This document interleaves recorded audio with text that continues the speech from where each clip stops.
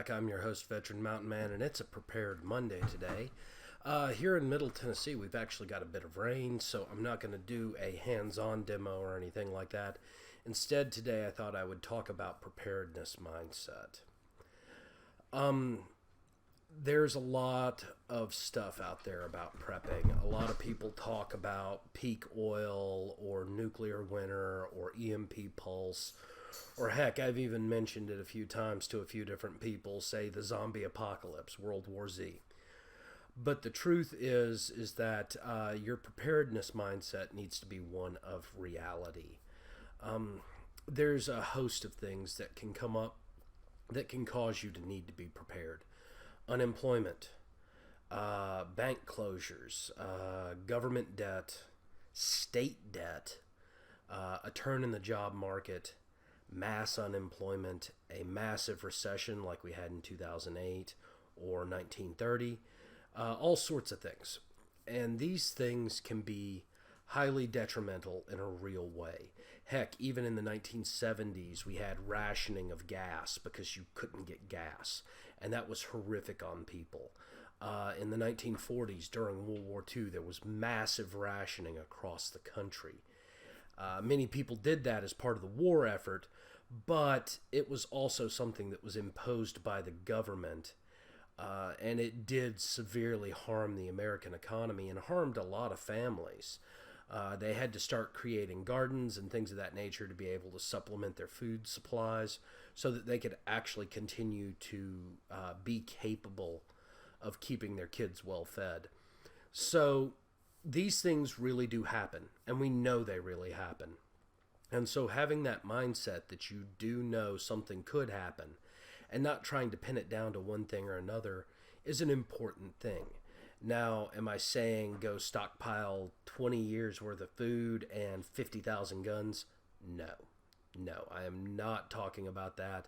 That's on the extreme edge of what I would consider prepping to be. Most of those people, I think, have some severe issues in their mentality and probably need to sit down and come back into reality a little bit more. Does that mean storing up 6 months worth of extra food in your house in a pantry is a bad thing? No. That's actually a very good thing. Does that mean keeping a vegetable garden in your yard is a bad thing? No. Keeping a vegetable garden and growing fruits and vegetables on your own property to can, preserve, or even just use is a good proactive concept that you as an individual can do. Should you have some guns for home defense and self-protection? Yes, I'm not going to deny that, but there's a big difference between having 2,000 guns with a household full of 6 people and having 8 guns with a household full of 6 people. There is a big extreme there. And so what you have to do is you have to consider what is it that you are actually likely to need. Case in point, I've got 3 lanterns in my house. I live in an area that is rather remote. I mean, I'm 7 miles from the nearest town. Not major city, closest town. That town has fewer people than the city of Tigard, which I used to live in. Heck, my whole county that I live in now has fewer people than the city of Tigard had in it in Oregon. So in that case, even though the power lines to my house are buried, it's entirely possible that I could have a severe power outage. Now, that being said, we've already experienced multiple brownouts since I've been here, and we moved in June.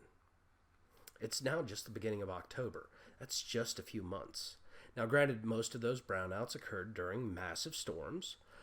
When the wind was whipped up really high, we had lightning strikes going on, and so they are kind of predictable. That is normal thunderstorm weather in Middle Tennessee. So having those lanterns around and having them readily available so that we can find them is not a bad preparedness step. And truth be told, I recommend anyone have either lanterns or flashlights available, or paraffin oil lamps or something in the event that your power goes out. Don't just assume because you have buried lines to your house that your power can't go out. Now that's a good thing to have, don't get me wrong. Those buried lines will protect the electronics in your house, protect the electricity flow to your house, and makes it far less likely that the power will go out at your individual house. And that's a good thing. But what about the transformer down the block? What about the transformer 4 or 5 blocks away that's up on a pole?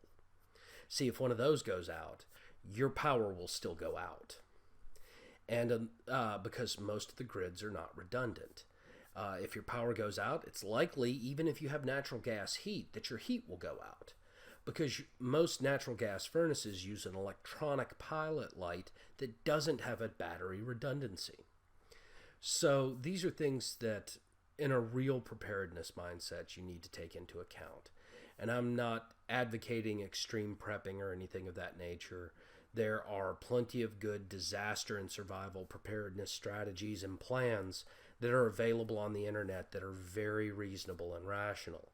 And if you want to look into one of these, please, please, please feel free.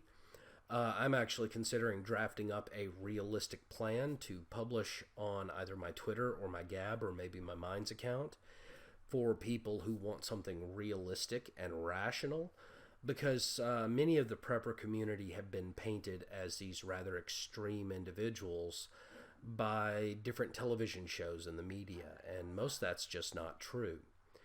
Well, I want to thank you all again for joining me on this kind of dreary, rainy, prepared Monday.